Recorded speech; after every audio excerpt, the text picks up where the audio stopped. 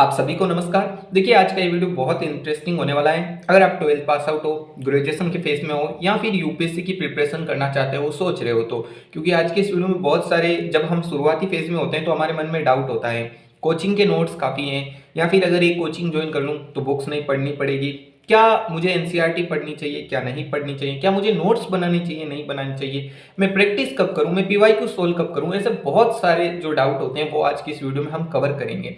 तो आप लोग वीडियो को पूरा देखिएगा और ध्यान से देखिएगा। तो अब देखिए, सबसे पहले यदि मैं बात करूं तो आप अपने मन में इस बात को हमेशा ध्यान दे लीजिएगा कि अगर आप कोचिंग ज्वाइन करते हो ना तो भी आपको बुक्स पढ़नी पड़ेगी। ये कदापि मत सोचिएगा आपने क्लास कर लिया, आपने कोचिंग के नोट्स पढ़ लिया, अब आपको बुक्स नहीं पढ़नी पड़ी। नहीं, आपको बुक्स तो पढ़नी ही पड़ेगी।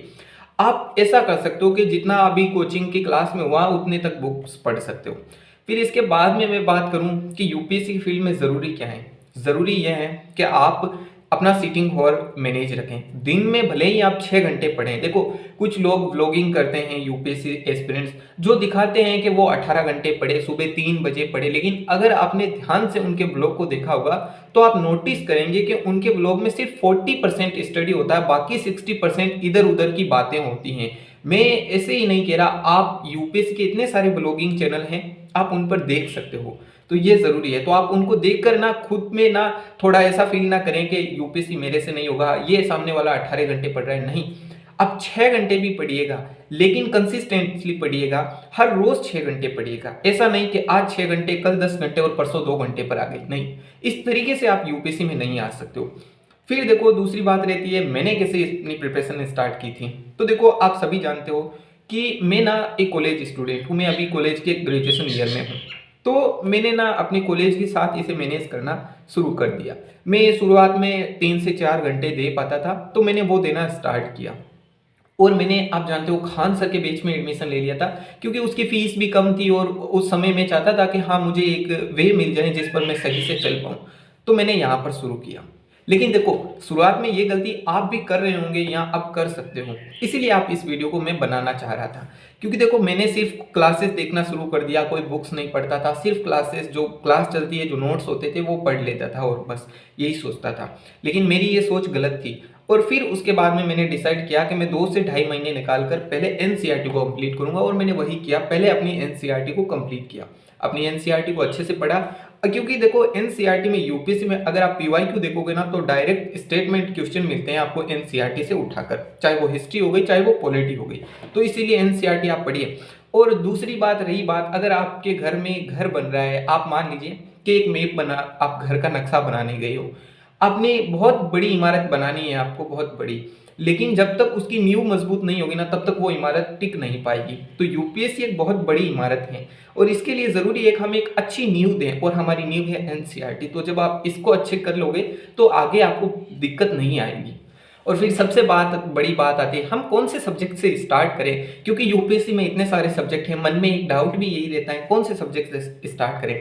अब देखो, मेरे तो कोचिंग मैंने ज्वाइन कर ली थी तो वहाँ से हिस्ट्री स्टार्ट हुई थी, लेकिन मैं आपको बताना चाहूँगा, आप अगर हो सके तो पॉलिटी या इकोनॉमिक्स से स्टार्ट कीजिए। पॉलिटी की एनसीईआरटी से स्टार्ट कीजिए, इकोनॉमिक्स की एनसीईआरटी से स्टार्ट कीजिए। और अगर कोई कोचिंग ज्वाइन कर लिए तो फिर आप कोचिंग के अनुसार चलिए। आप फिर अपने मन से अलग मत भागिएगा, क्योंकि ना तो फिर आप उधर के रहोगे ना इधर के रहोगे।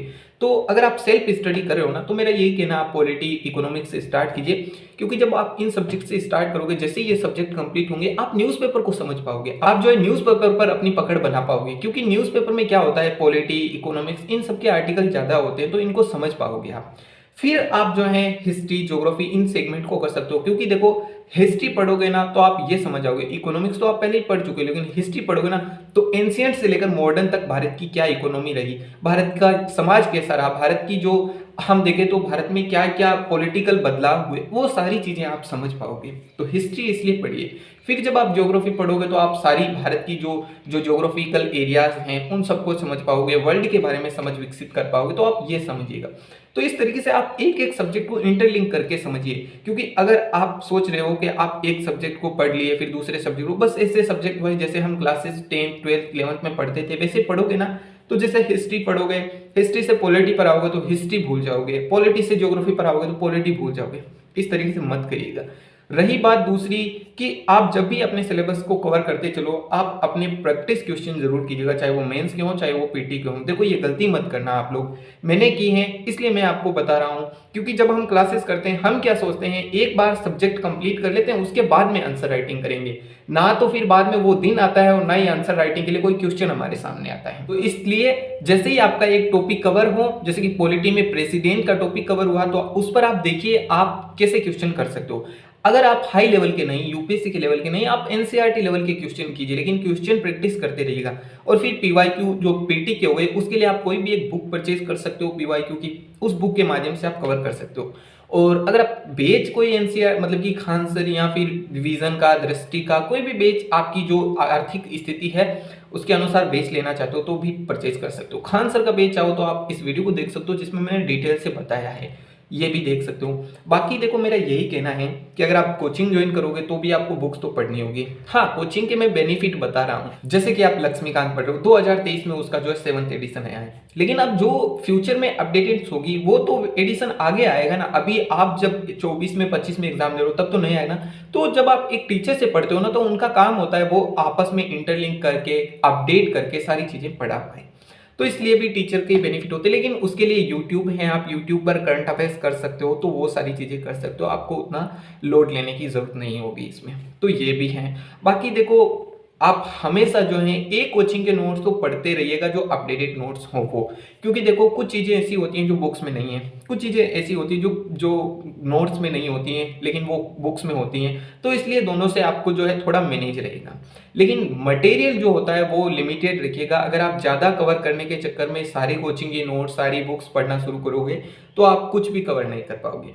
और दूसरी बात देखो, टीचर हमें कोचिंग क्यों भी ज्वाइन करनी चाहिए, तो एक ये भी होता है कि देखो अब यूपीएससी ना अपना क्वेश्चन पूछने का तरीका बदल रही है।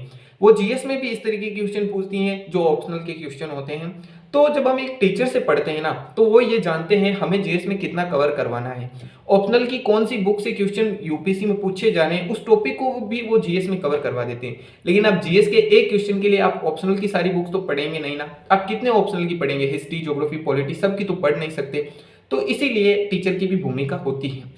बाकी देखो आप लोगों के अगर इसके अलावा भी कोई डाउट हो तो आप हमारे साथ शेयर कर सकते हो। मैंने अपनी प्रिपरेशन कैसे स्टार्ट की वो भी मैंने आपके साथ शेयर कर दी, तो आप इस आधार पर अपनी भी प्रिपरेशन स्टार्ट कर सकते हो।